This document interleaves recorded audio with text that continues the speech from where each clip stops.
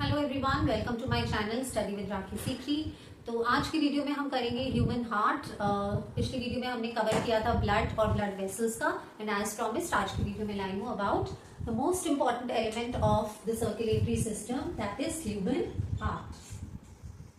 अब हार्ट की बात करें तो स्ट्रक्चर और वर्किंग दोनों पढ़ना है हमें इस वीडियो में। थोड़ा सा लॉन्ग होने वाली है ये वीडियो।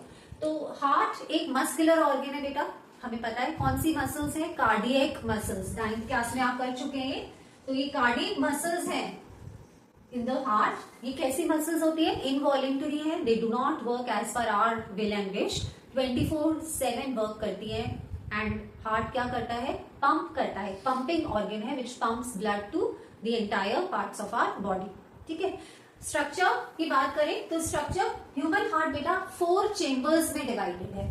ठीक है, मैं आपको ये पहले डायग्राम ऐसा दिखाऊंगी जिससे आपको फ्लो ऑफ ब्लड बहुत इजी हो जाएगा समझना। फिर बाद में जो बुकिश डायग्राम है proper with labelling, that also I will teach you. But पहले ये बात कर लेते हैं the diagram which is easy to understand also. So 4 chambers हैं जैसे आप बनाएंगे ऐसे ह्यूमन हार्ट के। अगर आप ये डायग्राम एग्जाम में बनाएंगे तो ये डायग्राम भी वैलिड है। ठीक है, तो इसमें कोई प्रॉब्लम नहीं है, and easy to draw also and easy to understand most importantly. तो इस प्रकार से ये 4 चेंबर्स में डिवाइडेड है, 1, 2, 3 एंड 4।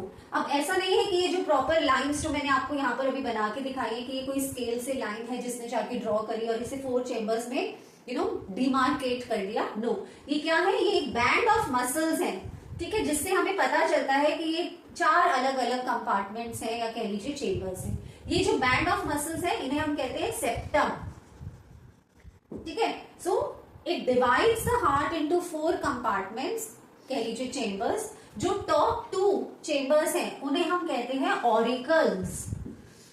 ऑरिकल्स, ठीक है, एट्रियम भी कह सकते हो आप इनको, एट्रियम कह लो या फिर ऑरिकल्स। और ये जो बॉटम 2 चेंबर्स हैं ये दोनों, ठीक है, इन्हें हम कहते हैं वेंट्रिकल्स।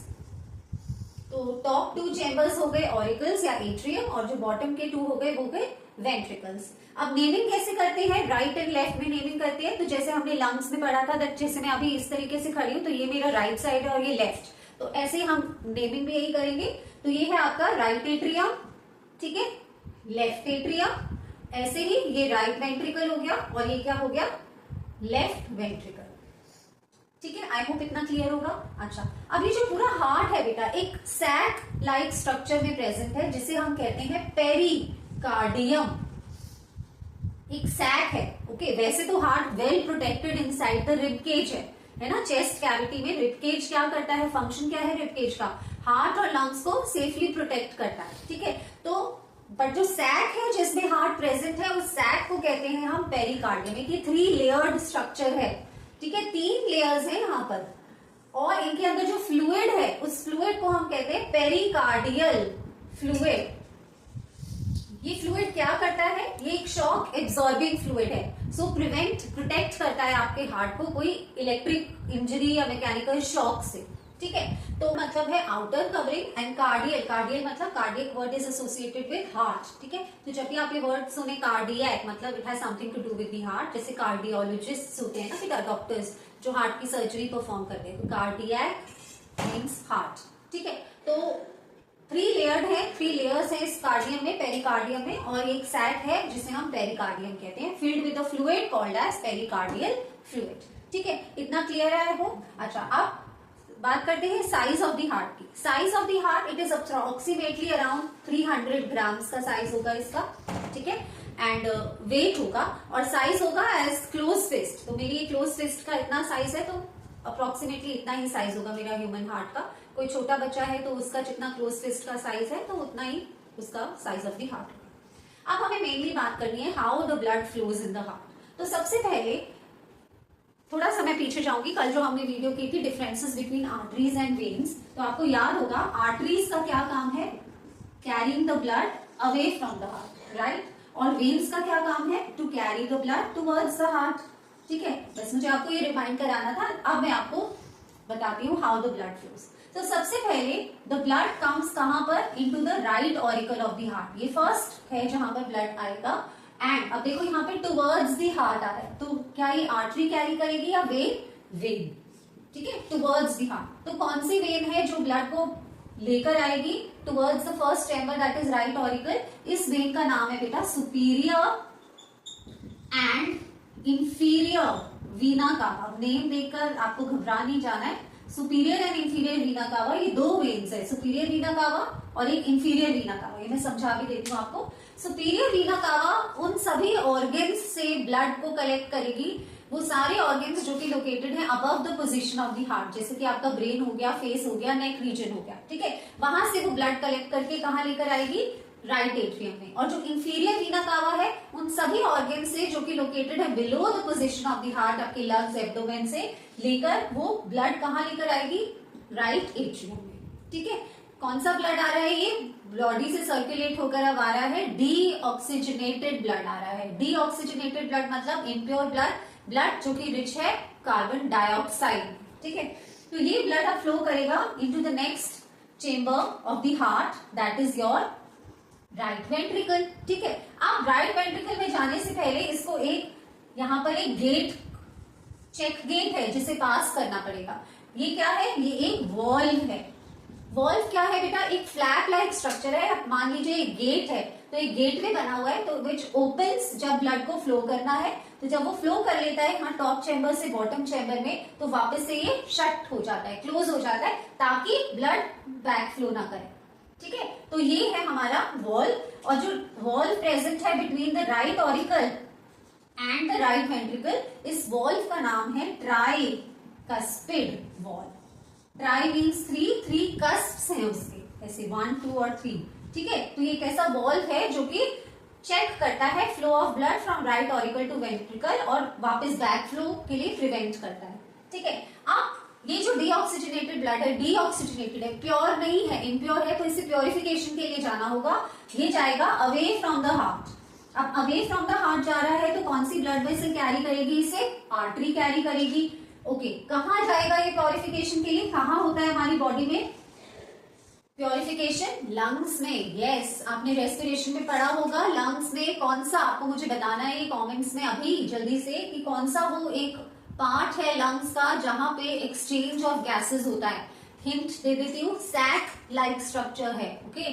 ट्रैकिया डिवाइड होता है ब्रोंकस, फिर ब्रोंक्यूल्स में, और फिर क्या वो एक सैक लाइक स्ट्रक्चर है जहां पर एक्सचेंज ऑफ गैसेस होता है, यानी कि जितना भी ऑक्सीजन है लंग्स में वो ब्लड में जाएगा, ब्लड से जितना कार्बन डाइऑक्साइड है वापस लंग्स में आएगा टू एक्सेल, ठीक है। तो यहाँ लंग्स में क्या हो रहा है, प्योरिफिकेशन हो रहा है। प्योरिफिकेशन का क्या मतलब है, एक्सचेंज ऑफ गैसेस हो रहा है।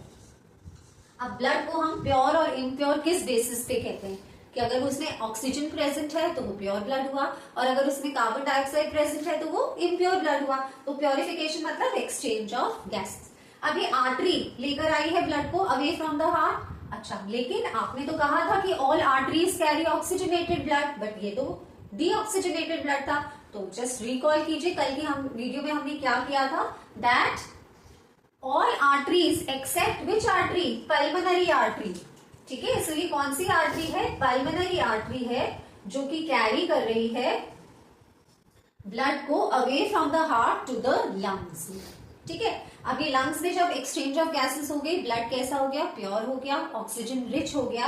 Now it will come again into the heart, where into the left atrium of the heart. Again अगर बात करें कि टुवर्ड्स द हार्ट आ रहा है, ठीक है।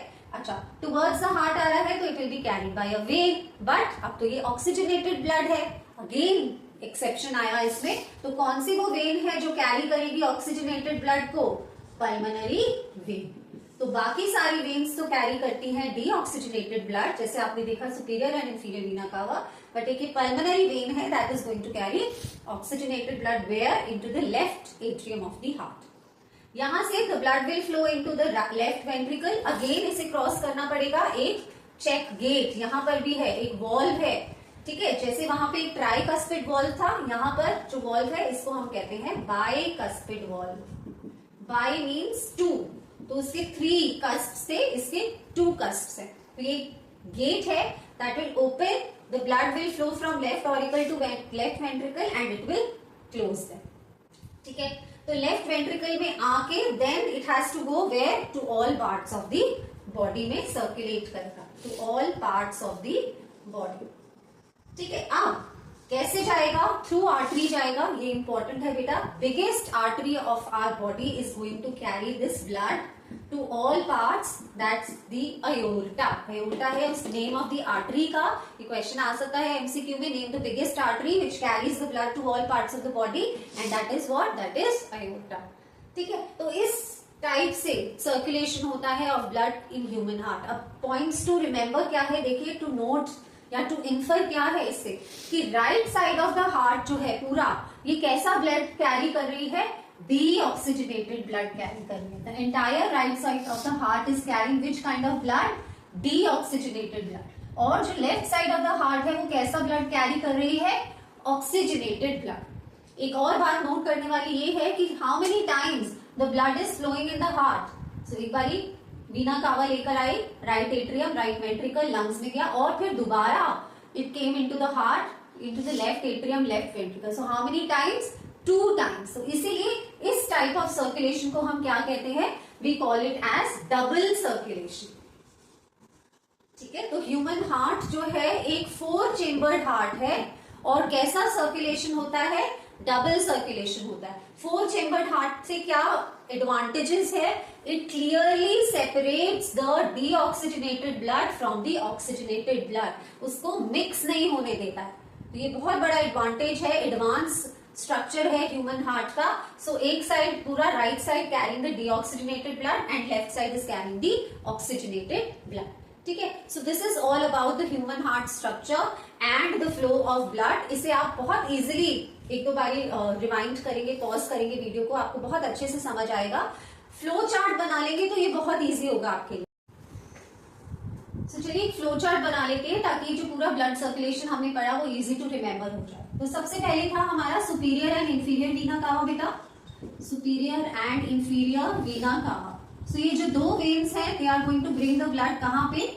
किस चेम्बर में? To the right atrium of the heart. ठीक है, फिर राइट एट्रियम से ब्लड कहां गया? Into the right ventricle. ठीक है, राइट वेंट्रिकल में जब गया तो यहाँ पे उसने किस वॉल्व को क्रॉस किया? वो भी लिख लोगे तो इजी रहेगा आपको एग्जाम के लिए। ट्राइकस्पिड वॉल्व था यहाँ पर, ट्राइकस्पिड वॉल्व को क्रॉस किया और राइट वेंट्रिकल गया। यहां से फिर वो कहां गया? To the lungs for purification, ये भी लिख लेते हैं। फिर प्योरिफिकेशन के बाद जब प्योरीफाई हो गया, then it came where? Into the left atrium, and this time it was carried by pulmonary artery. ठीक है, कहां आया? इनटू द पल्मोनरी आर्टरी, यहां पे,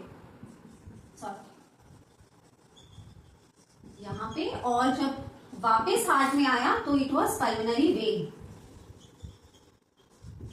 टुवर्ड्स हियर। ठीक है, लंग से फिर ये आया लेफ्ट एट्रियम में। ओके, लेफ्ट एट्रियम से कहां गया? लेफ्ट वेंट्रिकल में, और फिर उसके बाद to all parts of the body, to all body parts. और यहाँ पे उसने किस आर्टरी के थ्रू आया? The biggest artery which is the aorta. तो ये पूरा फ्लो ऑफ ब्लड है, तो आप इसे एक बार मेमोराइज कर लेंगे, then it will be very easy for you to understand and even learn. ठीक है, अब जो आप हार्ट बीट है, okay, 72 times per minute beat करता है हार्ट, है ना, हमने पढ़ा हुआ है ये। 72 times per minute is what? Is the heart beat. ठीक है, हार्ट एक पंपिंग ऑर्गन है। ओके, तो पंप जब करता है, पंप का 2 एक्शंस होते हैं जब कोई भी एक ऑर्गन पंप करता है। एक बारी वो कॉन्ट्रैक्ट करता है और एक बारी वो रिलैक्स करता है। ठीक है, तो ये जो कॉन्ट्रैक्शन वाली मूवमेंट्स है इन्हें हम कहते हैं सिस्टोल, और जो रिलैक्सेशन वाली मूवमेंट्स है इन्हें हम कहते हैं डायस्टोल।